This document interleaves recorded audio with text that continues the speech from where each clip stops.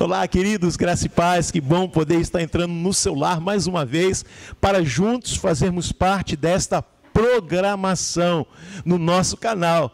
É muito bom estarmos conosco. Eu quero te pedir para você estar curtindo, compartilhando, alcançando outras vidas, né? Nesse momento, compartilhe esse vídeo que vamos subir, essa programação, mas eu quero deixar alguns recadinhos muito importantes para a tua vida aqui. Nós vamos subir aqui alguns links, né? Está aqui o nosso QR Code, né? Onde nós podemos fazer as nossas doações, nossos dízimos, nossas ofertas, ou então você pode mandar também, fazer o pedido pelo WhatsApp. Nós vamos gerar um boleto, você pode pagar pelo aplicativo bancário ou até mesmo na loteria. Nós temos também aqui, né, o nosso link de pedido de oração. É muito importante estarmos juntinhos, né? Você que está aí passando por um problema, uma dificuldade, quer compartilhar conosco, nós queremos estar orando pela tua vida. Então, querido, está aí o nosso link aí de pedido de oração. É muito importante a gente estar dividindo esse momento, né? Porque a Bíblia diz: chorais com o que chora, alegais com o que se alegra. E também nós temos o link de testemunhos. É muito importante saber o que Deus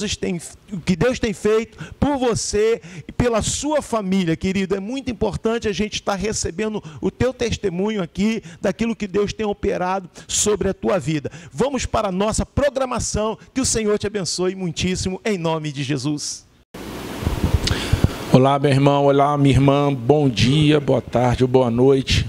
Independente do momento que você nos ouve e nos vê, nós queremos agradecer essa oportunidade de podermos estar aqui, dialogando contigo e aproveitando, estudando a palavra do Senhor nesse dia. Estamos aqui para entrar e dar início a Provérbios, capítulo de número 25. Provérbios a qual nós teremos a oportunidade de fazer, ou melhor, de tê-lo como instrumento para que as nossas vidas sejam abençoadas. Como de costume, eu quero te convidar você, seja por meio digital ou modo tradicional, caneta e papel, você que gosta de anotar, aproveite a oportunidade nesse momento para começar a pegar o seu material. É importante, eu queria até frisar isso, é importante que você crie esse hábito de fazer anotações, porque certamente o tempo ele vai passar e quando você pegar as suas anotações, você verá como a palavra de Deus ela se renova na nossa vida e quantas coisas a gente pode extrair de precioso daquilo que nós estudamos há tempos atrás.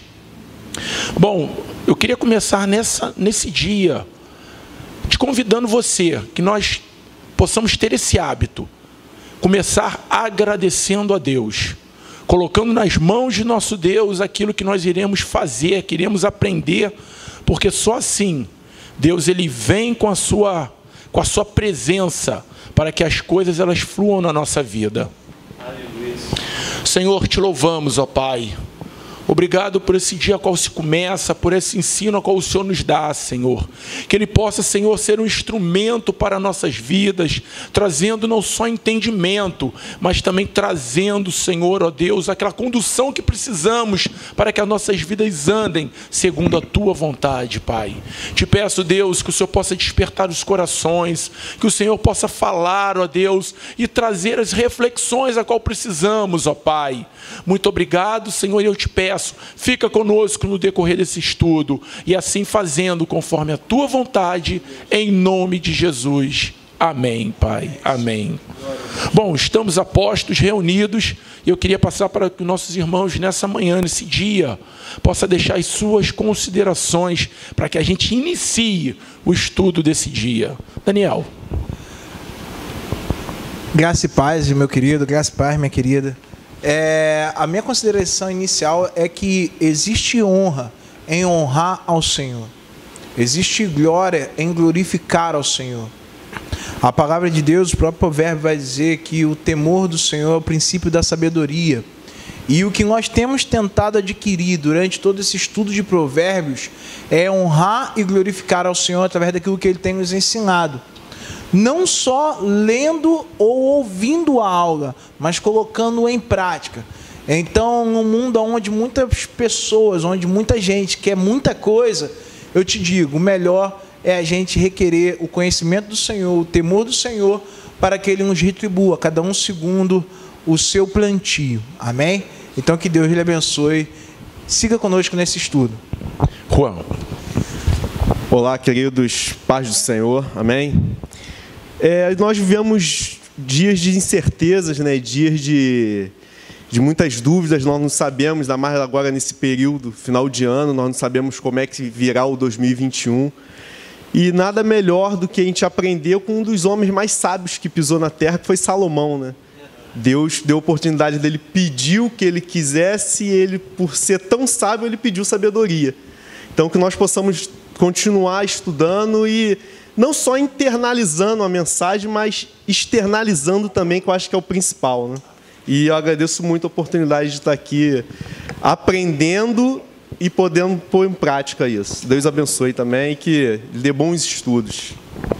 Olá, queridos, graça e paz. Amados, a expectativa grande, né, de poder entrar na tua casa, de poder compartilhar uma palavra de Deus, né, contigo, é muito importante. Mas se você fizer essa palavra chegar a mais pessoas, é muito melhor, né? Então você tem o poder de um clique, né, de um toque no teu celular, no seu computador, e compartilhar essa mensagem com mais 10, querido.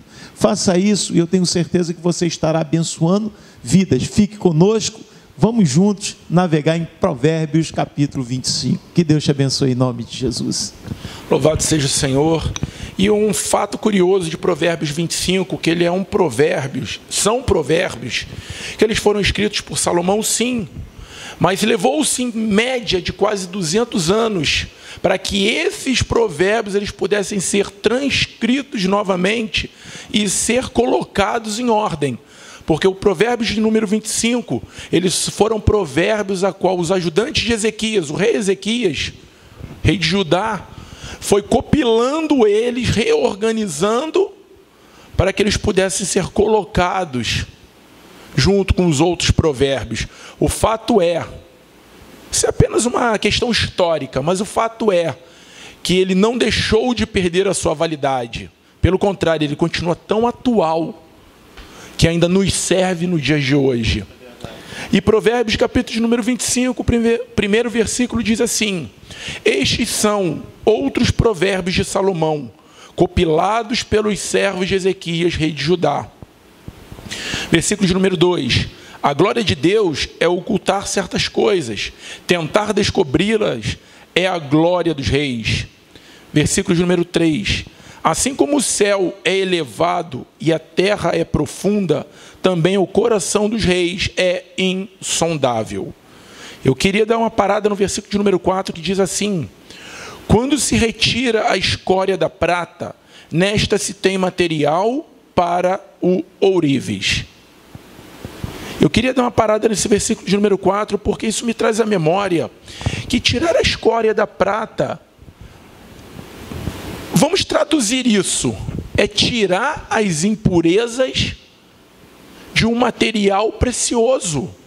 E tirar a impureza de um material precioso é dar de volta a esse material a validade e o valor a qual ele tem. Isso me transporta a pensar sobre algo. A nossa vida, ela, no meio de uma jornada da nossa caminhada, ela se costuma se prender ou se apegar a algumas impurezas da vida.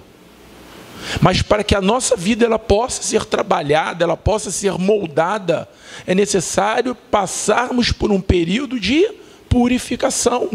E a palavra que nós estamos lendo a partir do versículo de número 4, Deus ele vai nos ensinar que é para que as coisas elas possam ser moldadas e ter o valor a qual ela tem, é necessário ela ser purificada. E eu queria abrir essa janela para que os nossos irmãos eles possam também agregar alguma coisa.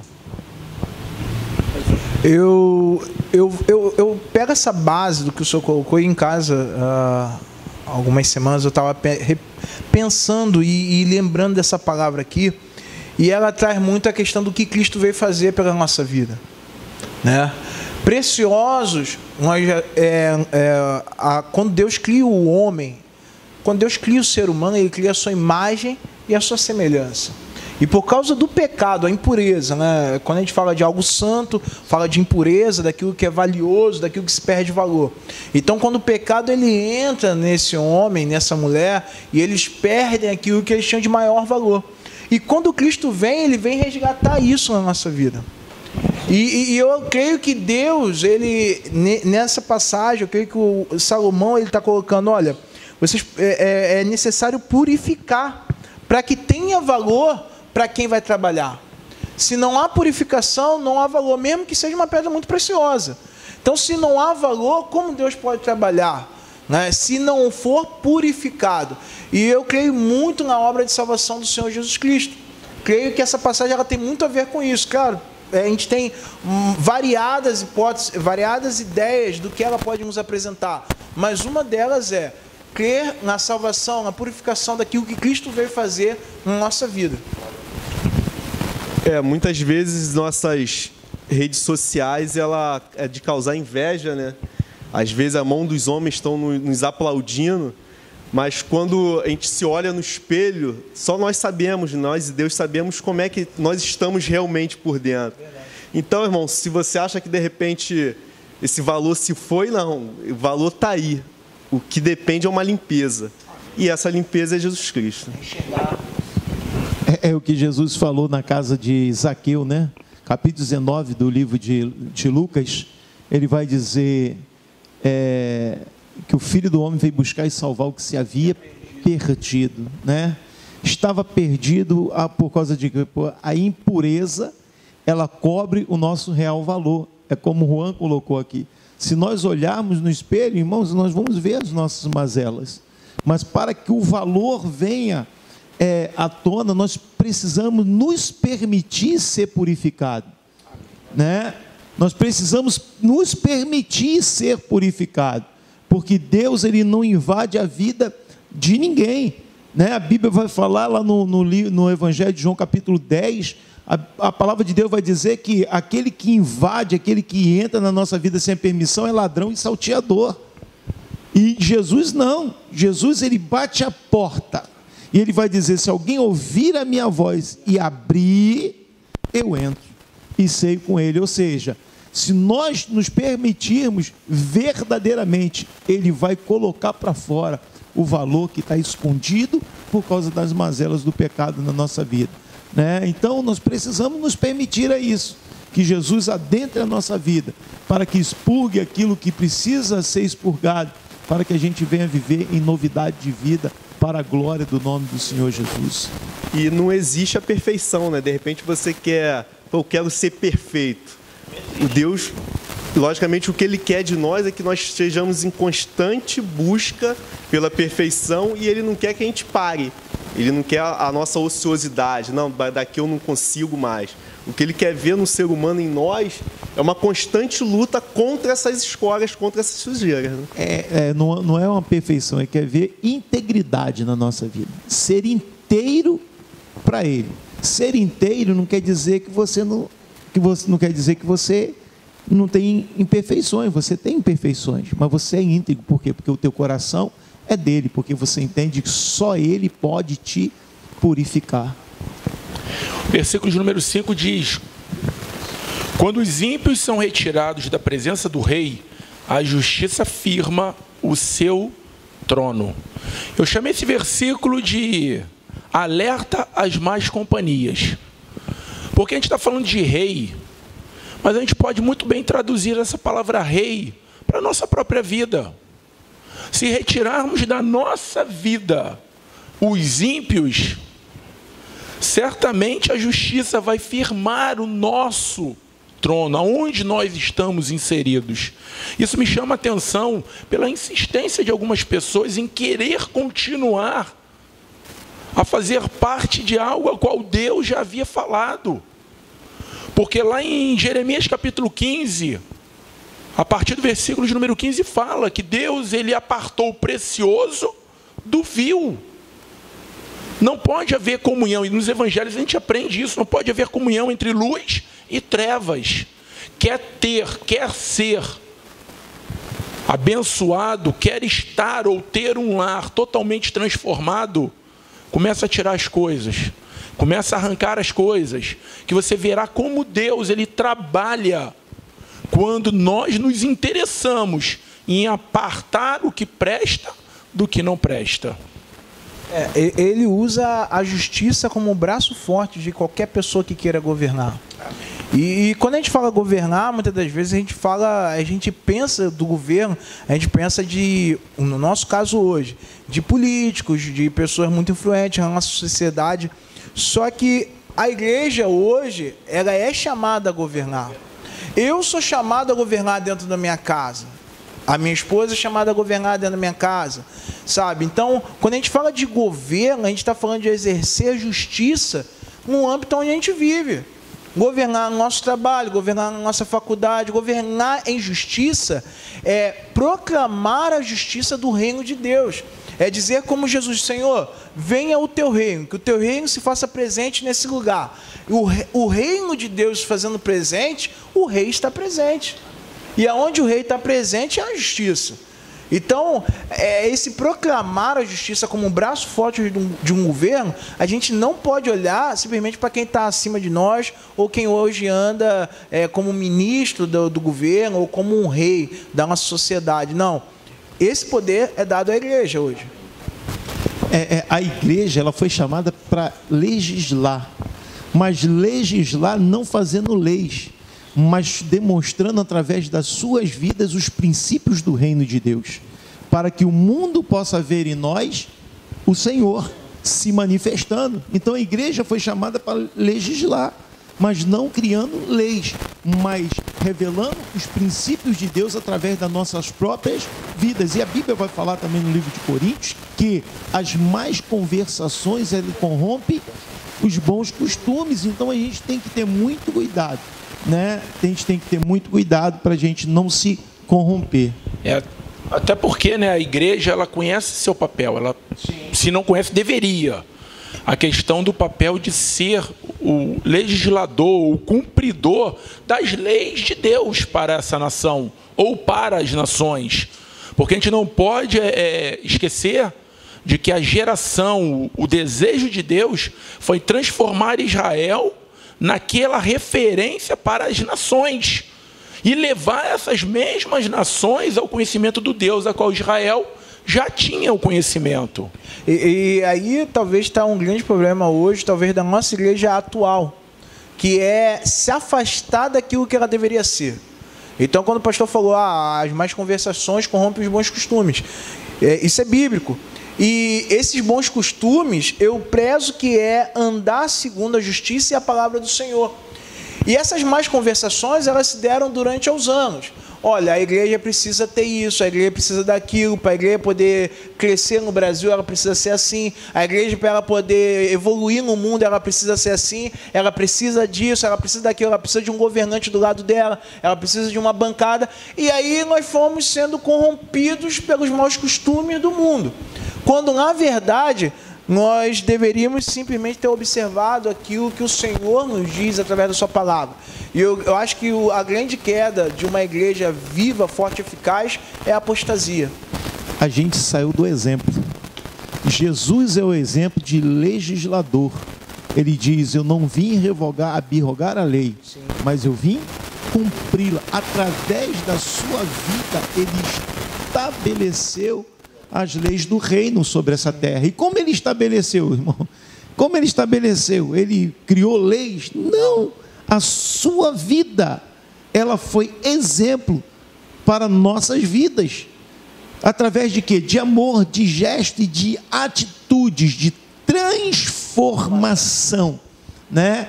De novo nascimento. O próprio Jesus fala isso para Nicodemos. Necessário te é nascer de novo, né? Um ditado que eu acho que é errado, né? Que a fruta não cai longe do pé. A ciência já comprovou que nós somos 20% dos nossos pais e 80% do resultado da nossa companhia. Sim. Então, o mais certo é a vovó que dizia, né? Diga-me com quem tu andas, que eu direi quem tu és. Então, e a Bíblia diz isso, né? Quem anda com sábio será cada vez mais sábio. E eu estava refletindo aqui quando eu comecei aqui, antes de iniciar as gravações, caramba, olha onde eu estou sentado. Estou aqui no meio de 3 pastores, né? Tem o Daniel. Então, é realmente uma coisa que eu nunca imaginei estar. Mas é o quê? São as companhias. Eu já testemunho aqui para toda a igreja já sabe que eu sempre frequentei igreja, porém eu nunca quis largar as outras coisas, né? Não é que a gente entra para a igreja e a gente tem que abandonar os amigos, não. Nós, pelo contrário, né? Nós temos que abraçá-los, mas não viver com eles aquelas coisas, né? Então, aqui diz no 5, né? Tira o ímpio da presença do rei. Então, acho que nós também temos que tirar muita coisa de nós, né? Se nós queremos realmente ter um bom governo da nossa vida. Glória a Deus, Pai. Versículo de número 6 e de número 7 diz assim: não se engrandeça na presença do rei, e não reivindique lugar entre os homens importantes. É melhor que ele lhe diga, suba para cá, do que ter que humilhá-lo diante de uma autoridade. O que você viu com os olhos. Esses dois versículos vai nos remitir lá em Lucas, capítulo 14, versículo 7 e 11, que é a parábola daquela grande festa, onde o convidado ele vem, olha o lugar de destaque e se assenta. Quer sentar logo lá. Por quê? Talvez na cabeça dele tenha passado, poxa, aqui vão me notar, aqui vão ver como eu sou querido do dono da festa. Eu vou sentar nesse lugar porque vão ver como eu também sou importante. Só que a parábola ela vem dizendo que é melhor nos assentarmos num lugar mais afastado e recebermos o convite. Chegue para cá, do que estarmos no lugar de destaque e depois recebermos a informação. Levanta-te, porque esse lugar já tem dono. Porque esse lugar não é para você, é para outro. Eu quero que você compreenda que Deus ele tem nos chamado para viver uma vida simples. Nós não precisamos mostrar quem nós somos. Deus, ele vai se encaber, ou ele vai estar a cargo dele, fazer o que for preciso ser feito. Hoje nós estamos vivendo dias onde a aparência, ela conta mais do que a essência, o que está dentro de nós. Uma coisa nos chama bem a atenção, e é importante nós destacarmos nesse momento, que Deus, ele nos chamou para que a glória dele apareça, não a nossa glória. E isso me leva lá na carta que Paulo escreve em 2 Coríntios. Nós somos vasos de barro. O que está dentro de nós é a joia de Deus. Mas nós somos vasos de barro para entendermos quem, de fato, nós somos. Isso é evangélico. Certo? O evangelho não é autopromoção. Evangelho não é autopromoção. É muito pelo contrário. Né? Deus te leva onde Ele quer. Cara, eu gosto muito, para explicar isso, eu gosto muito de usar o exemplo de João Batista. A Bíblia fala que nos dias, né, do sacerdote Anás e Caifás, a palavra do Senhor veio a João Batista onde ele estava? No deserto. Então, cara, se Deus quer te promover, querido, primeiro vai lá para o deserto. É Ele que vai te levar aonde Ele tem que levar, porque Ele só promove por um propósito. Sem propósito, Deus não leva a gente a lugar nenhum.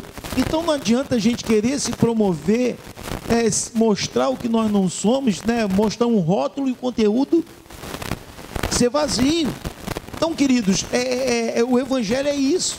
O Evangelho é você estar no propósito de Deus, é estar no lugar certo. O lugar mais certo é o nosso secreto.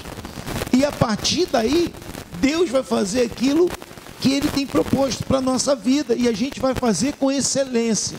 Não importa se eu vou estar na cadeira da frente ou se eu vou estar na cadeira de trás, né? O que eu vou fazer vai ser com excelência, porque o que está sendo construído através de minha vida por Deus, certo? É algo que está sendo construído dentro da minha casa, dentro do meu secreto, onde ninguém vê, né? Onde ninguém vê, mas o Pai que está no céu vê todas as coisas. Isso é evangelho. Hoje pela manhã, antes do iniciar do trabalho, eu estava meditando em algumas coisas da palavra do Senhor, e uma das coisas que Deus estava trazendo no meu coração é que é fácil você às vezes ouvir a voz de Deus e saber o que Ele tem para você, o que Ele quer de você. Mas muitas das vezes, quando a gente escuta isso, aí é que a gente entra numa guerra. Porque o ser humano, ele já determinadamente, ele é apressado, ele é ansioso. Ele nunca quer pensar no dia que ele está vivendo, ele quer sempre pensar no dia de amanhã. E aí Deus fala algo ao teu coração, só que não é para amanhã, não é para hoje. Vai demorar-se um tempo, você vai passar pelo deserto, que é um lugar de ensino, não é um lugar... A gente considera muito o deserto como um lugar de sofrimento, é um lugar de ensino, é um lugar de crescimento. Processo de maturação. De maturação, de experiência, de se tornar maduro. É para onde Jesus vai quando ele quer, antes dele começar o ministério dele. Então não é um local de sofrimento. Por muitos anos foi pregado isso, né? Na verdade, dentro do nosso evangeliquez tem essa questão. O irmão está passando por um deserto, o irmão está sem nada de comer, está sem trabalho. Não, irmão, não tem nada a ver isso, não vamos ligar uma coisa a outra. Mas a grande questão é que a gente quer avançar as etapas. E aí Deus tem algo maravilhoso para a tua vida, mas você ainda não se preparou, mas já quer assumir a responsabilidade. O que vai acontecer com você? Você vai sofrer um impeachment. Você vai ser deposto daquele lugar. Alguém vai te tirar daquele lugar. Se não for o próprio Deus, alguém vai te tirar daquele lugar. Eu lembro muito de Davi. Davi já havia sido consagrado por Deus. E Saul já havia sido destituído.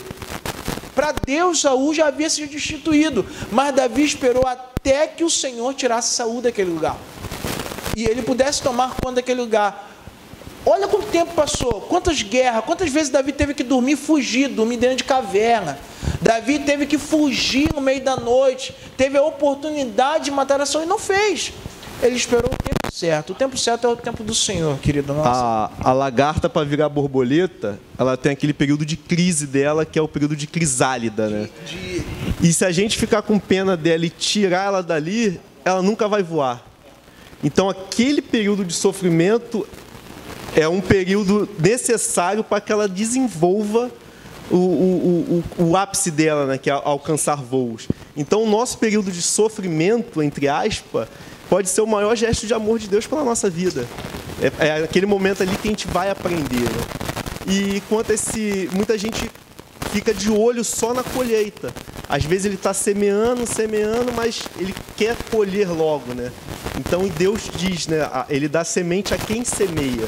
Então, e tudo que o homem plantar, ele vai colher. Então confie em Deus e o negócio é semear. Eu pego até esse gancho da questão de crise, porque lá em Marcos capítulo 10 vai falar sobre os discípulos. Preste bem atenção, Cristo ele começa a trabalhar em cima de algumas vidas para que elas pudessem fazer repercutir tudo aquilo que foi aprendido depois que Cristo fosse. E lá em Marcos capítulo 10, chegam-se 2 pessoas e começam: Senhor, permita-me que eu assente quando o Senhor estiver lá na glória, seu lado direito, seu lado esquerdo, permita-me. Aí vem a famosa frase: estás preparado para tomar do cálice que eu irei tomar? Isso abre algo na nossa vida que faz a gente compreender. Muitas das vezes queremos as coisas, mas não estamos preparados para elas. Verdade. Que nessa noite a gente possa estar bem vivo no nosso coração, que quem tem que aparecer, quem tem que ser glorificado é o Senhor, não somos nós. A gente tem muita dificuldade, o ser humano, né? Tem muita dificuldade para lidar com o tempo. Muita dificuldade de lidar com o tempo. E por não saber esperar um tempo determinado, acaba pulando processos da sua vida, etapas da sua vida. E pular etapa, irmão, você vai chegar num lugar com deficiência. Pode ter certeza disso. Então, é bom esperar o tempo, né? O mesmo Deus que falou, que fez a promessa a José, foi o mesmo Deus que permitiu ele ir para a casa de Potifar, foi o mesmo Deus que permitiu ele ser vendido, foi o mesmo Deus que permitiu ele ser levado para um cárcere. Então, foi o mesmo Deus que permitiu que ele fosse esquecido pelo copeiro. Foi o mesmo Deus. Sabe por quê? Porque Deus estava o quê? Trabalhando no processo de maturação na vida de José. A nossa vida não é diferente. Não é diferente. Nós vamos passar por todos os processos. Nós precisamos entendê-los. Entendê-los. Para quê? Para que no tempo determinado se cumpra a promessa. Tem uma outra questão até, o Juan falou algo que contrapõe muito ao que o pastor falou, não em questão de diferença de opinião, mas o pastor logo no início ele falou: cara, o evangelho não é autoproclamação, E o Juan estava falando ainda há pouco sobre o sacrifício, sobre como esse sacrifício gera na nossa vida. E quando a gente olha para Cristo, o amor de Cristo é um amor sacrificial. É isso aí. Então não há autoproclamação no Evangelho, há amor sacrificial. Se o meu amor não está a ponto de gerar um sacrifício ao Senhor, me abstendo da minha vida, tomando a minha cruz, perdendo a minha vida em prol da dele, isso não tem nada a ver com autoproclamação. Autopromoção. Com autopromoção, então, infelizmente eu não entendi o que é Evangelho e infelizmente eu estou querendo tomar um lugar que não é meu. Eu preciso reavaliar. Com certeza, e ele é o exemplo, né? E essa semana eu meditando, voltando à questão do tempo, né? Eu estava naquela passagem de Lázaro, que é uma das passagens mais conhecidas da Bíblia Sagrada, e muitas das vezes eu li, mas não me atentei tanto como me atentei essa semana. A irmã de Lázaro foi chamar Cristo demorou 2 dias para ir lá, né? Aí falou, não, isso aí é para honra e glória de Deus. Quer dizer, tudo tem o teu tempo, né? Versículo de número 8, 9 e 10, eles fazem parte de um mesmo grupo que diz assim: não leve precipitadamente ao tribunal, pois o que você fará se o seu próximo o desacreditar? Procure resolver sua causa diretamente com o seu próximo e não revele o segredo a outra pessoa. Caso contrário, quem o ouvir poderá recriminá-lo e você jamais perderá sua má reputação. Esse conjunto dos 3 versículos nos chama a atenção a respeito de prudência e a respeito de saber viver em comunidade. Isso me chama a atenção porque estamos vivendo na época onde tudo é botar na justiça. Vou botar na justiça, vou botar na justiça, vou botar na justiça. Preste bem atenção. Nós não estamos dizendo que a ferramenta justiça ela não é válida.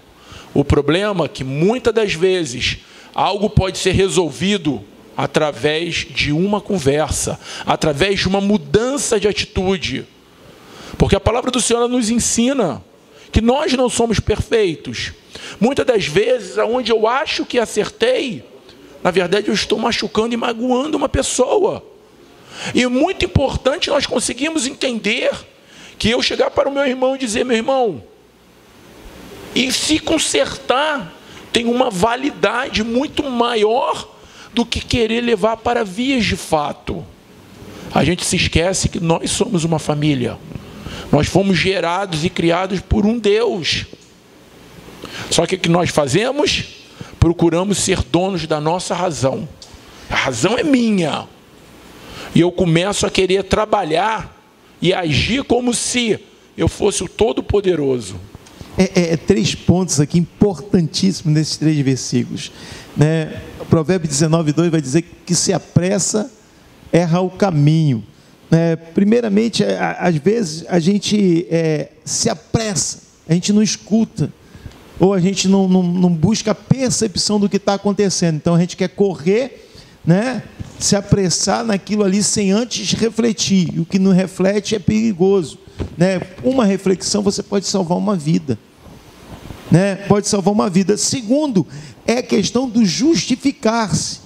A gente quer se justificar com o erro do outro. O erro do outro, a gente não olha para nós, né? E a gente quer defender a nossa causa, a gente quer se justificar com o erro do outro.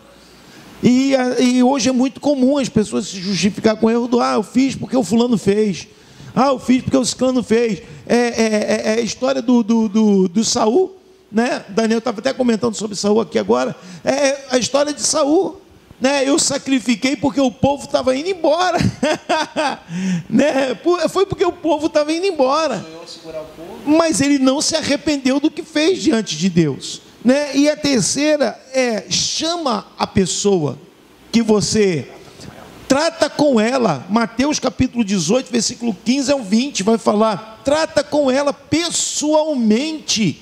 Se não houver um acordo, chama 2 testemunhas, mas primeiro eu tenho que ir à pessoa. Então, irmãos, para a gente refletir nisso aqui, sabe? São 3 pontos aqui que eu peguei aqui para nossas vidas aqui é importantíssimo. Primeiro, não se apressar. Segundo, não justificar com o erro do outro, mas nós mesmos, sabe, defender a nossa própria causa. E terceiro, é a gente tratar direto com aquela pessoa que a gente precisa tratar, não colocando terceiros no meio da conversa. Eu queria até explorar também um outro ponto que diz assim: e não revele o segredo a outras pessoas. Esse ponto ele tem duas características. Quando eu revelo alguma coisa a uma outra pessoa, eu estou angariando mais força para comigo. É como se eu estivesse dizendo: poxa, Daniel, tu viu o que o Juan fez? Eu estou trazendo o Daniel para o meu lado e automaticamente contra um irmão. E o segundo ponto que eu destaco disso: quando a gente conta segredo, a gente parece que gosta de que os outros sintam pena da gente. É como se a pessoa ela tivesse aquele aspecto de que cada vez que alguém tem pena de mim, eu começo a estar no centro, eu começo a ser lembrado, eu começo a ser paparicado, eu começo a ser cuidado.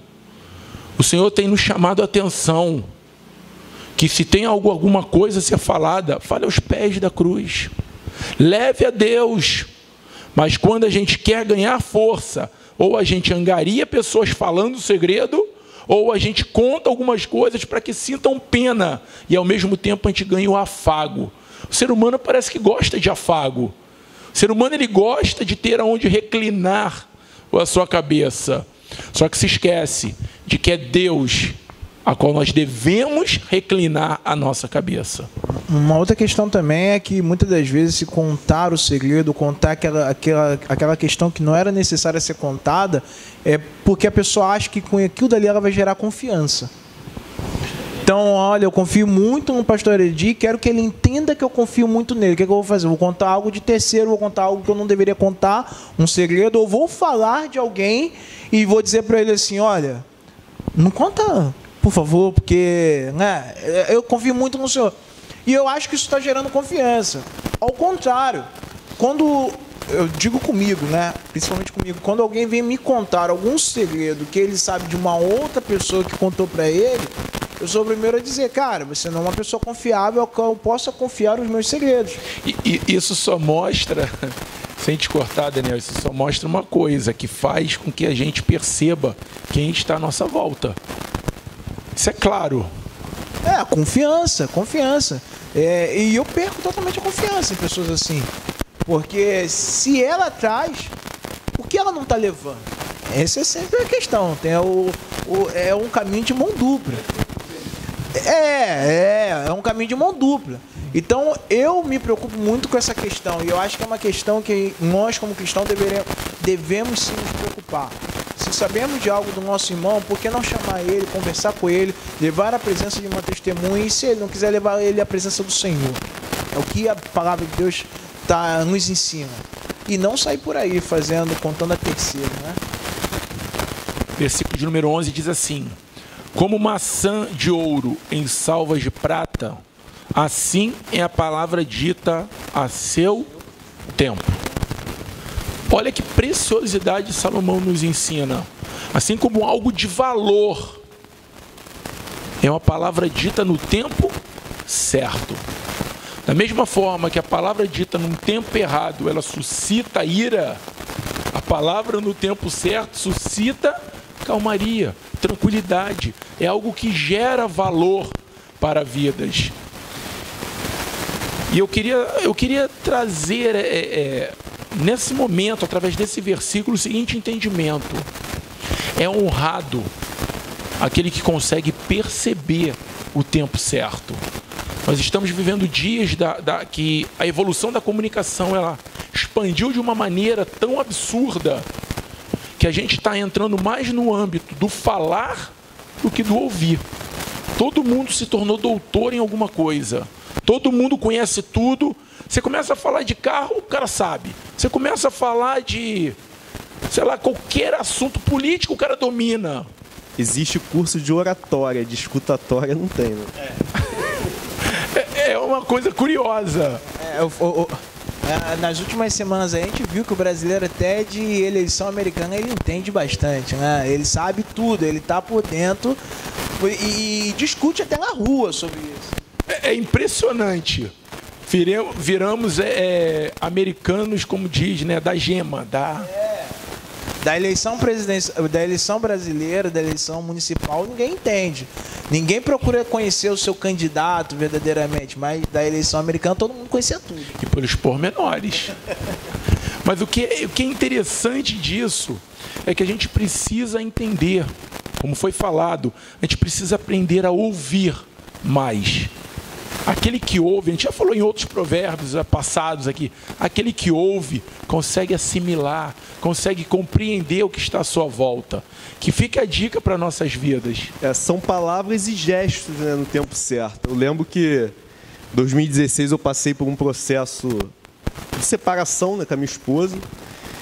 E muitos vinham orar, pô, deixa eu orar por você. Aí vinha, botava a mão na cabeça, tal, beleza.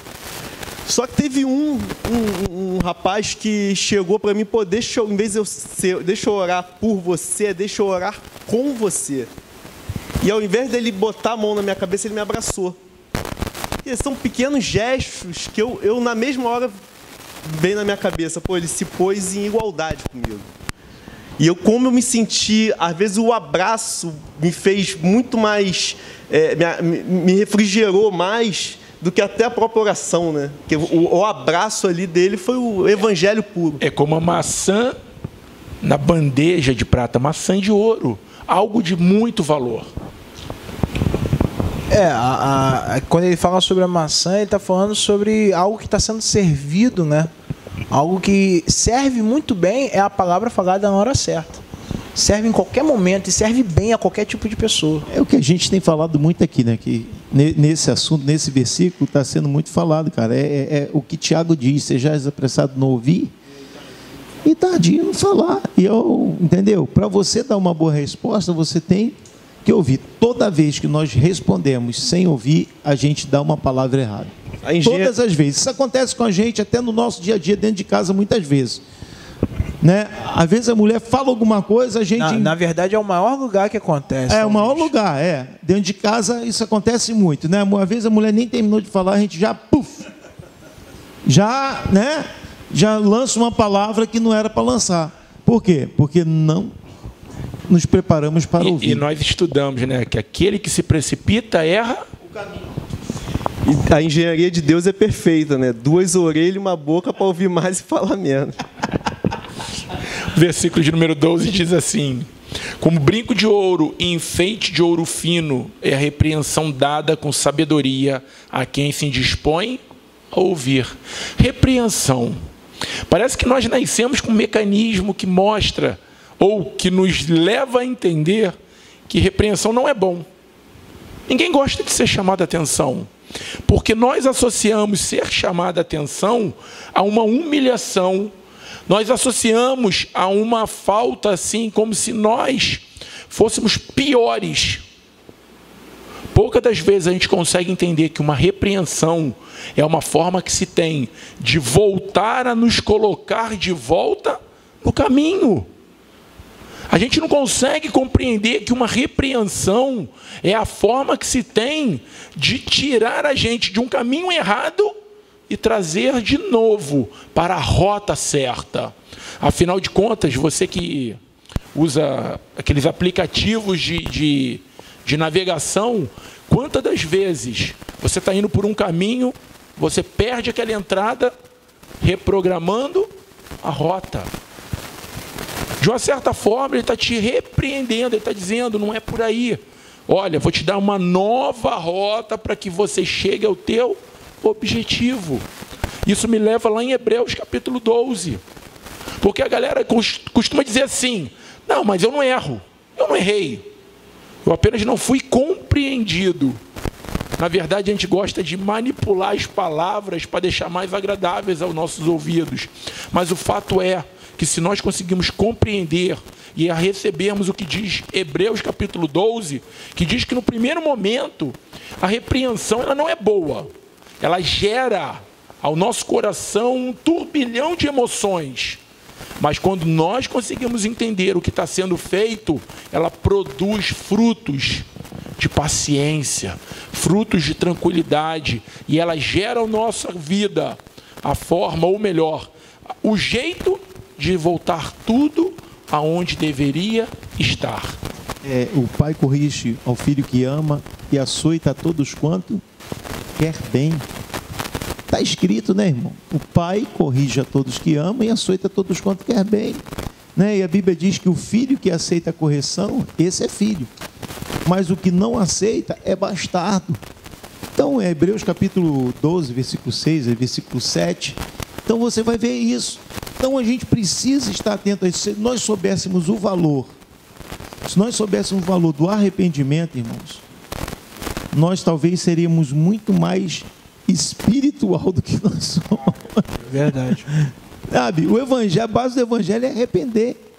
Arrependei-vos e convertei-vos. Não era a mensagem de João Batista? Essa é a mensagem do evangelho. Arrependei-vos e convertei. Irmão, se arrepender não é vergonha. Ser repreendido não é vergonhoso. Alguém está mostrando um caminho certo para nós. Está falando aqui, não é o caminho, é o que o pastor Adi falou aqui. Você vai fazer uma conversão, você está indo numa direção errada. Então, quando você é repreendido, você faz a conversão para o caminho correto. E a gente precisa aprender isso. A gente precisa quebrar um pouco do orgulho.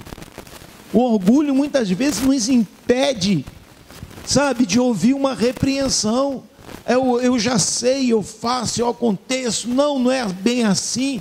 Esse é o maior problema do ser humano, né? E a gente precisa ser sensível à voz de Deus e se arrepender, porque quando nós nos arrependemos, irmão, nós alcançamos a graça de Deus sobre a nossa vida. E quando alcançamos essa graça, nós somos abençoados. E eu vou além também da repreensão, vou partir também, porque aqui a gente tem um locutor, alguém que está falando, alguém que está tentando ensinar, um sábio mais antigo, um mais experiente, tem alguém que está tentando ouvir. Eu também parto para a linha da orientação, sabe? A gente, durante os últimos anos, aumentou-se muito esse termo, o uso desse termo, de estarmos no secreto, estarmos a sós com Deus. E isso tem gerado, não em todos, amém, irmão? Não em todos, mas em certas pessoas, como o pastor Alexandre falou, um certo orgulho. Eu ouvi Deus lá dentro do meu quarto, eu ouvi o Senhor, eu sei o que eu tenho que fazer e eu vou por ali.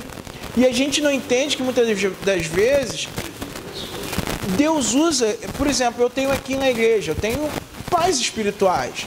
Então, eu estava até conversando isso com o pastor Alexandre quando a gente estava vindo para cá. Eu tenho direcionamentos de Deus, mas por que não conversar com eles sobre isso? Por que não pedir conselhos, pedir orientações? Às vezes eu sento com a minha mãe, com o meu pai, eu falo, pai, mãe, poxa, eu precisava de um conselho nisso aqui, de um entendimento nisso aqui. Coisas que às vezes Deus já falou dentro do meu quarto. E para você ver como o Espírito Santo de Deus ele confirma. Ou muitas das vezes sai aquela nuvem que você ficava pensando assim, é Deus ou não é Deus que está falando? E Deus vai lá e confirma aquilo que ele está falando.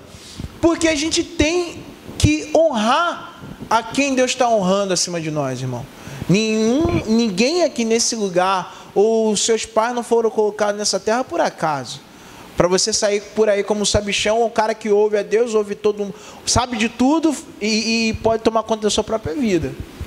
E a repreensão é um gesto de amor, né?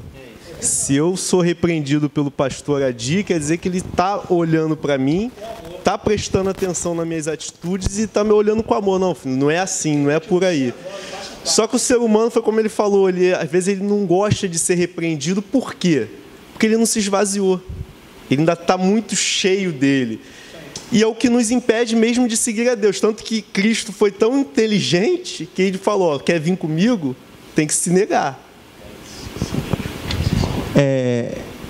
Filipenses 2,5. Eu sou repetitivo nesse versículo aqui. Tenhais em vós o mesmo sentimento que houve em Cristo Jesus, que não teve por usurpação ser igual a Deus, mas se esvaziou de si mesmo e tomou a forma de homem, né? Com toda a glória, majestade, poder, ele se esvaziou e tomou uma forma humana.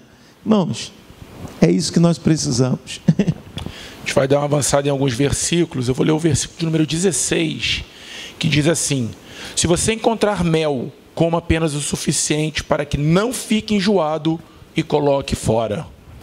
Eu quero chamar a atenção para esse versículo, que a gente tem aquela mania de querer, se é bom, vamos aproveitar, aproveita que está fácil, aproveita que está bom, então cai para dentro e usufrua daquilo.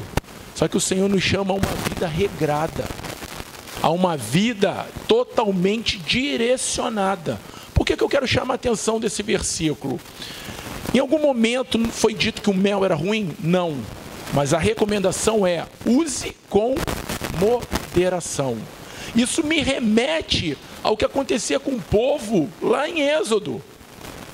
O povo, no meio daquela caminhada, no meio do deserto, começa a questionar Moisés sobre o que comer. O conselho de Deus, que Deus iria prover a cada dia a medida certa do maná. E eles comeriam apenas o que era necessário para aquele dia, porque Deus iria prover no dia seguinte. Mas sempre existe um esperto que queria pegar além da sua necessidade. E a palavra falava que aquele alimento, ele não só apodrecia, mas ele exalava cheiro mau. O que eu quero chamar a atenção com esse jogo de palavras? É trazer à nossa memória que muitas das vezes trazemos um fardo para a nossa vida por queremos fazer as coisas de uma maneira desenfreada. Não, porque eu tenho que fazer, tem que acontecer e tal, porque Deus está te dizendo, vai devagar na medida certa. Coma aos poucos o que eu estou lhe dando, para que você não engasgue, ou que depois você não se enjoe e jogue tudo fora. Quantas das vezes aquela pessoa ela entra para a presença do Senhor naquela coisa de... É como se fosse um furacão. No meio da caminhada, o que acontece? Ela começa a ir se paralisando. Ela começa a ir se enjoando. Quando você vai ver, está sendo jogado fora tudo aquilo que tinha sido plantado na vida daquela pessoa. Eu quero chamar a atenção, porque em nenhum momento mel é uma coisa errada, mas vá com moderação e deixe Deus ir aperfeiçoando. Quem come tudo num dia, irmão, não tem por outro dia. Né? E lá o próprio Salomão, em Eclesiastes 11, 1 e 2, ele vai dizer: lance seu pão sobre as águas, porque depois de muitos dias você o achará. Aí vai dizer assim: reparta com 7 e até mesmo com 8, porque você não sabe o mal que sobrevirá sobre a terra. Repartir é prudência. E quem come tudo de uma vez é imprudente. Porque se o Senhor der um outro dia para ele, ele não vai ter nada para comer, porque comeu no dia anterior. Então a gente tem que ser prudente, né? Então se você tem hoje, irmão, então reparta com 7 ou até mesmo com 8, porque nós não sabemos o mal que nos virá no dia de amanhã. Então a gente tem que ter prudência nisso aí, né? E olhando para esse versículo, muitas vezes é isso. A gente tem ali e a gente come além do que é suficiente. A gente quer tudo para um dia só. Versículo 17 diz assim: não faça visitas frequentes à casa de seu vizinho, para que ele não se canse de você e passe a odiá-lo. Por que eu quis citar esse versículo? Porque nós estamos perdendo um pouco do senso nesses dias. Moderação. É o senso de moderação. Estamos perdendo o senso. Porque, veja bem, não estamos dizendo que você não vá visitar, até porque quando você ama a pessoa, você quer estar perto dela. Só que existe momento para tudo nessa vida. Mas aí é que está, pastor. Lá no livro de 1 Coríntios capítulo 13, fala da excelência do amor, diz que quem ama não é inconveniente. O amor não é inconveniente. Então, irmão, se eu sou inconveniente é porque eu não amo, tá me compreendendo? Tem alguma coisa de errado aí. Se o amor não é inconveniente, então não é por amor, tá me compreendendo? Eu estou sendo inconveniente talvez por uma carência, qualquer outra coisa, mas não por amor, né? O fato é que assim, esse versículo ele traduz algo para a gente: saber respeitar limites. Quando Deus fala ficar em casa, você lembra lá no próprio livro de Êxodo, antes de começar a acontecer a morte dos primogênitos, cada um fique na sua casa. O grande problema é que a gente sai do nosso lar e quer transformar o lar do nosso irmão no nosso próprio lar. E o Senhor tem nos ensinado algo: fique em casa, faça do teu lar um lar de adoração, porque teu irmão, o lar dele é o lar de adoração dele para com Deus. E a gente começa a fazer uma salada de coisas, e é onde a gente não consegue se aperceber que Deus, muitas das vezes, quer trabalhar dentro da nossa família, e a gente quer associar a família dos outros à nossa. Tem alguns irmãos? Queria pular contigo agora para o versículo de número 20, melhor, versículo de número 19, que diz assim: como dente estragado ou pé deslocado é a confiança do hipócrita na hora da dificuldade. O que significa pé estragado e dente deslocado? Na verdade, significa que não serve para nada. No dia do problema, no dia da dificuldade, você não vai conseguir encontrar sustento, não vai encontrar forças. Um dente estragado é um dente que não consegue fazer aquilo para que ele foi projetado, mastigar, dilacerar o alimento, para que o alimento ele produza no nosso ventre, traga as substâncias necessárias para a nossa sobrevivência. Mas se o dente não faz o que é para ele fazer, para que ele serve? Para nada. Seremos sempre alimentados com aquela papinha. Aí entra naquilo que Paulo fala: nós não estamos preparados para comer uma comida mais sólida, temos que nos alimentar de leite. Pé sem firmeza, né? Pé sem firmeza, você não consegue se equilibrar, não tem equilíbrio. Você não consegue ter equilíbrio.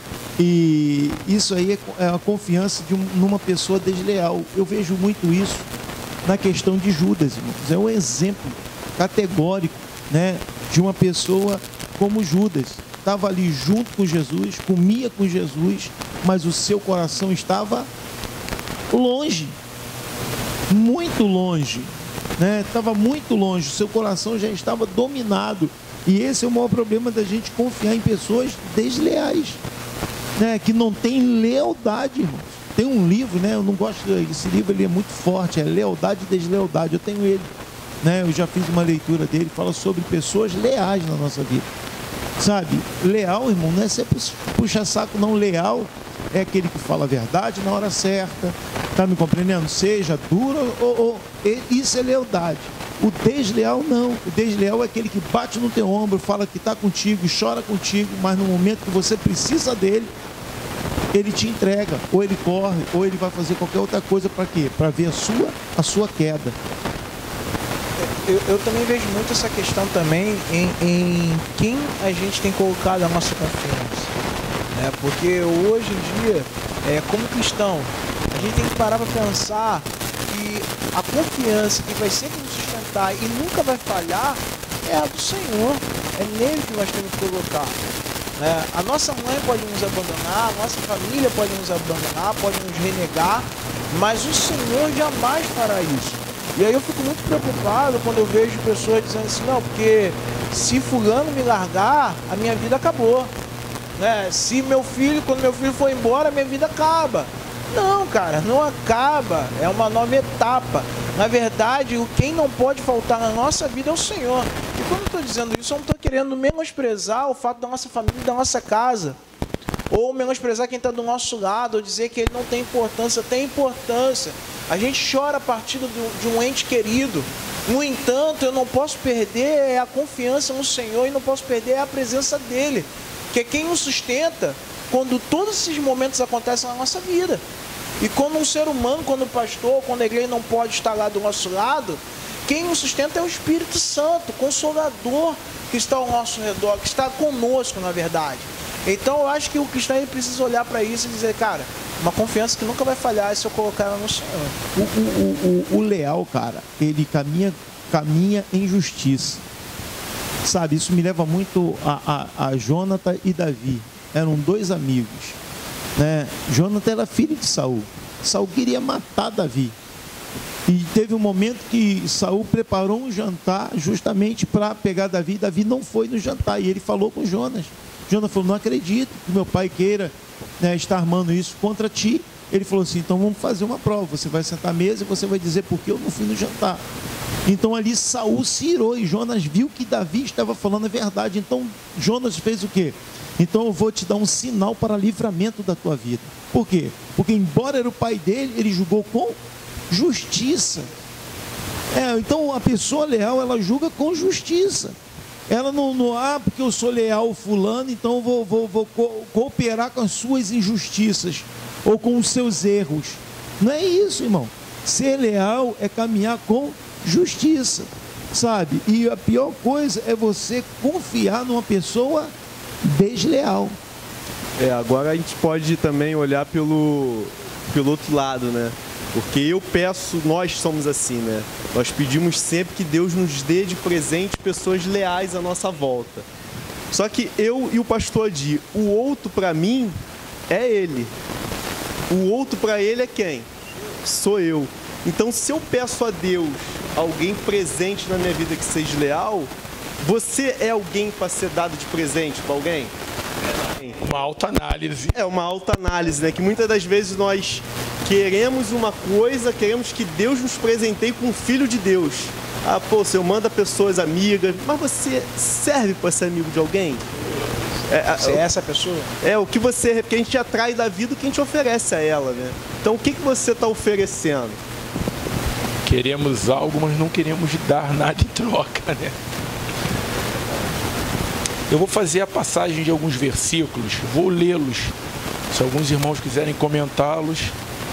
Versículo de número 20 diz assim: como tirar a própria roupa num dia de frio ou derramar vinagre numa ferida é cantar com o coração entristecido. Se o seu inimigo tiver fome, dê-lhe de comer, se tiver sede, dê-lhe de beber. Fazendo isso, você amontoará brasas vivas sobre a cabeça dele, e o Senhor recompensará você. Isso aqui faz uma alusão lá em Lucas capítulo 6, versículo 27 ao 36. E o versículo 23 diz assim: como o vento norte traz chuva, assim a língua fingida traz o olhar irado. Tão certo quanto. Melhor é viver num canto sob o telhado do que repartir a casa com uma mulher briguenta. Como água fresca para a garganta sedenta, é a boa notícia que chega de uma terra distante. Eu queria parar no 25, por quê? Como algo desejoso, algo prazeroso, é a boa notícia que vem de terras distantes. Hoje a gente almeja muito receber boas notícias. Independente do cenário que nós estamos vivendo, independente da circunstância, nós sempre queremos ouvir boas notícias. Mas por que eu parei aqui? Como ele diz, como a água fresca para a garganta sedenta é a boa notícia. Mas eu quero chamar a nossa atenção nesse momento. De quais fontes nós estamos querendo beber da água fresca? Eu quero chamar isso como um alerta, porque nós queremos um resultado positivo, muitas das vezes, indo buscar em lugares negativos. É incompatível. Queremos ter boas notícias buscando em lugares onde não há boas notícias. Você liga a televisão hoje, você só vê: morreu 1, morreu 2, morreu 3, morreu 4, está crescendo, está aumentando, está expandindo, e não tem cura, e não tem isso, e não tem aquilo. Muito desemprego, muitas famílias desestruturadas. E a gente começa a ser bombardeado das coisas negativas. Eu quero chamar a nossa atenção. Qual é a fonte que nós estamos bebendo? A palavra do Senhor nos ensina que no mundo nós teríamos aflições. No mundo seríamos bombardeados por coisas. Mas tende bom ânimo. Beba da fonte que é o Senhor. Refresque a sua garganta da fonte que é o Senhor. Porque nós iremos entender o que diz Salmos. 1000 pode cair ao nosso lado, 10.000 ao outro lado, mas nós não seremos atingidos. é como garganta seca, né? Água fria é para quem tem sede. Assim, a boa notícia, ou que vem de um país distante, também tem uma outra conotação aqui que eu queria salientar. A Bíblia diz que bem-aventurados são aqueles que anunciam boas novas. Existem muitas bocas sedentas, querido, esperando boas notícias. E o Senhor tem nos dado boa notícia, mas não é para ficar para nós, mas é para a gente levar aqueles que estão com a sua boca sedenta, né? Que precisam dessa água, né? A água que é o Senhor. E nós precisamos anunciar essa palavra, né? Não retê-la, porque nós somos canais, não somos cisternas. Canais de uma boa palavra vinda de um país distante, mas um dia ele há de se manifestar. É a vinda do Messias, os proclamadores das boas novas. O Senhor Jesus diz àquela mulher samaritana no poço, né? Fala, cara, se você beber dessa água, você jamais terá sede. O problema é que a gente não está bebendo da fonte certa, né? Então a gente volta a ter sede todo dia. E aí, quando eu falo da fonte certa, a gente não está falando de você estar na igreja, ouvir a igreja. A gente está falando de relacionamento com Deus. A gente está falando de viver com Deus, viver a vida de Deus na sua vida. Isso é beber da água da fonte da vida, sabe? É chegar um dia, como Paulo chegou a dizer, não mais vivo eu, mas agora Cristo vive em mim. Quem olhava para Paulo podia entender que Cristo estava com ele, estava nele. Ele vivia aquilo que Cristo ensinou, aquilo que Cristo viveu. Então, a gente está ficando com sede porque a gente está bebendo na água errada, na fonte errada. Porque se a gente beber da fonte certa, jamais teremos sede. Versículo de número 26, eu vejo ele como o lançar um alicerce. Porque ele diz assim, como fonte contaminada ou nascente poluída, assim é o justo que fraqueja diante do ímpio. Isso me chama a atenção porque eu vejo esse versículo como lançando alicerces. Para que serve uma fonte contaminada ou uma nascente poluída? Apenas para lamentar. Porque você vai olhar e falar assim, poxa, como pode? Poxa, aquilo poderia estar gerando vida. Mas se está poluída é porque ela está contaminada. E um justo fraquejando diante do ímpio é justamente aquele que não tem força nem para se sustentar. O Senhor nos chama a viver uma vida justa. Mas uma vida justa, para ser justa, tem que ser uma vida de ação. Uma vida de abnegação, uma vida de entrega. O grande problema é que quando a gente se depara com o ímpio, a gente parece que fraqueja. Eu quero chamar a atenção que esse versículo nos ensina que se o justo fraquejar, ele passou a não servir para o seu propósito. Se ele era fonte, é dar água. Se ele era uma nascente, é produzir vida. Esse justo, nesse momento, ele não produz vida e, pelo contrário, ele não sabe nem mais quem ele é. Porque uma vez fraquejando, você perde a sua identidade. E a nascente, dependente da onde tiver, ela tem que jorrar água, né? Estar conversando aqui antes de iniciar as gravações do nosso pastor Alcebiades. Está lá no hospital, internado, mas onde colocou a planta do pé dele, a palavra de Deus está sendo ministrada. Então, está internado, está lá, né? A Bia falou que não está ficando ninguém à noite, que era uma ala só de mulheres. Mas Deus está com ele e ele está transbordando a presença de Deus ali dentro. E certamente vidas serão mudadas ali. Nós cremos nisso, em nome de Jesus. É esse problema de crise de identidade, né? O pastor Adi falou sobre identidade. É um problema sério. É quando a gente não sabe quem nós somos. Isso é um bom problema. Nós vamos sempre fraquejar diante do ímpio, quando nós não temos uma identidade. E é esse que é o problema, né? É a gente revelar a nossa identidade, né? E muitas das vezes a gente quer se esconder, a gente quer ficar escondido, não revelar a identidade que nós temos. Cara, e Jesus não teve esse problema. Eu sempre repito isso, ele é o exemplo, né? Jesus não teve esse problema de crise de identidade. Estava lá no templo ensinando. Quem te deu autoridade para ensinar aqui? Quem me deu? Eu sei quem eu sou, pô. Pera aí, irmão. Abriu o livro lá quando foi com os pais, né, na festa, com 13 anos de idade, ensinava doutores. Quando o Senhor abriu o livro no templo, falou assim: hoje se cumpriu o que está escrito em Isaías. Eu sei quem eu sou. Irmãos, a gente tem que saber quem nós somos, né?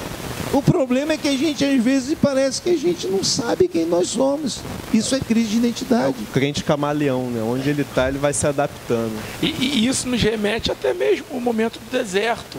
Se tu és filho, ele não precisa provar que ele era filho. Ele sabia bem quem era. Bom, estamos encaminhando para o último versículo, porque o 27 nós já até entramos em alguns detalhes, lá no versículo de número 16, que diz assim: comer mel demais não é bom, nem é honroso buscar a própria honra. Já abordou esse tema. E a gente entra no 28 que diz: como a cidade com seus muros derrubados, assim é quem não sabe dominar-se.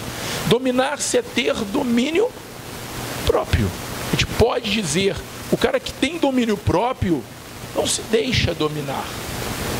Mas eu quero chamar a atenção, não é o final do versículo, é o início do versículo. Como cidade sem muros.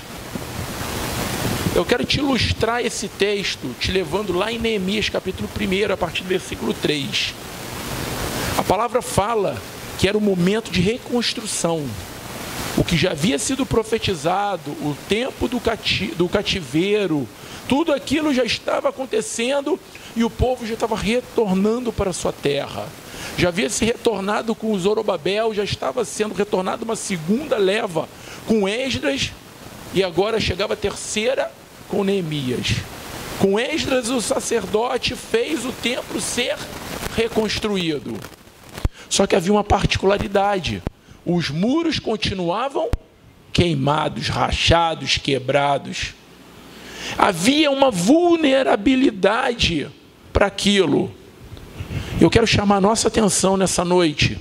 Quantas das vezes nós estamos na presença de Deus, nos enchemos da presença do Senhor, mas os nossos muros estão quebrados. Eu quero que você compreenda esse versículo, porque uma vez o muro quebrado, significa que eu estou sem proteção. Eu estou literalmente entregue a qualquer um que entre e saia. Muitas das vezes as artimanhas de Satanás não é implantar na nossa vida algo de uma vez só. Ele entra, planta, sai. Ele entra, planta, sai. Lembra da parábola do joio e do trigo? Foi plantado trigo, mas à noite alguém foi lá e jogou a semente do joio. Só que olha como é que essa parábola é interessante. Ele jogou a semente, o que ele fez? Saiu e foi embora.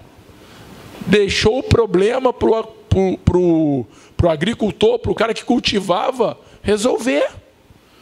Nessa noite eu quero despertar sobre a tua vida. Tenha domínio próprio, mas se cerque, se fortifique, para que o inimigo ele não encontre brechas na tua vida. Minha consideração final. Né? Eu quero terminar lendo alguns versículos que diz assim, Gálatas capítulo 5, versículo 16, depois vamos pular para o 22, tá? Diz assim, Gálatas 5, 16, digo porém o seguinte, vivam no Espírito e vocês jamais satisfarão o desejo da carne. Versículo 22 vai dizer assim, mas o fruto do Espírito é amor, alegria, paz, longanimidade, benignidade, bondade, fidelidade, mansidão, domínio próprio, e contra essas coisas não há lei. E os que são de Cristo crucificaram a carne com as suas paixões e os seus desejos. Que Deus te abençoe muitíssimo. Eu lembrei, quem gosta de futebol, daquele melhor ataque do mundo, lembra? Que era o Sávio Romário Edmundo. Não deu certo, porque fizeram um grande ataque, mas o restante do time Assim também tem que ser a nossa vida espiritual, né? A gente tem que se encher do Espírito Santo, mas também nós temos que tapar para ele nós não deixarmos ele sair da nossa vida. Então a palavra de Deus está aqui, né? Foi mais um capítulo hoje, o capítulo 25. E mais do que internaliza, eu espero que vocês brotam isso aí dentro de vocês e passam a externalizar isso onde vocês estiverem.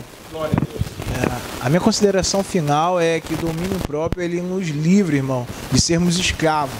De sermos escravos do pecado, de escravos do mundo. Amém? Porque existe esse embate todo dia entre a carne e o espírito. Mas se nós frutificarmos no espírito, por isso é um fruto do espírito. Se nós frutificarmos no espírito, eu creio que nós venceremos essa batalha. Amém? E eu quero te deixar uma consideração da consideração. Amém? Que você não tenha domínio próprio na hora de compartilhar esse vídeo. Amém? Compartilha com o máximo de pessoas que você puder. Amém? Eu acho que esse é o único momento que você não vai ser recriminado. Isso aí, compartilhe o máximo. Compartilhe. Vai compartilhando. Bom, esse é o capítulo de número 25 de Provérbios. Foi muito prazeroso poder estar contigo nesse dia. Podemos aqui desfrutar de preciosidades que Deus tem nos agraciado. Mas eu gostaria ainda de orar contigo. Gostaria que você me permitisse, dentro do seu lar, imagine como se nós estivéssemos dando as mãos, abraçando. Eu queria orar contigo e com a tua família em nome de Jesus. Senhor Deus, obrigado por essa oportunidade, Pai. Que tu, Senhor, nesse dia, Senhor, possa tomar essa família que nos ouve, Senhor. Esta vida que nos ouve, Senhor. Que ela possa ser abençoada. Que as palavras que foram aqui lidas, Senhor, ó Deus, comentadas, elas possam produzir nos seus corações, ó Pai. Ah, Deus, aquele alimento que irá, Senhor, proporcionar força, vigor, para que ao caminhar nós não venhamos a nos desviar, Senhor. Toma em tuas mãos o teu filho, o lar do teu filho, Senhor, e assim Deus seja abençoado em nome de Jesus. Amém, Senhor.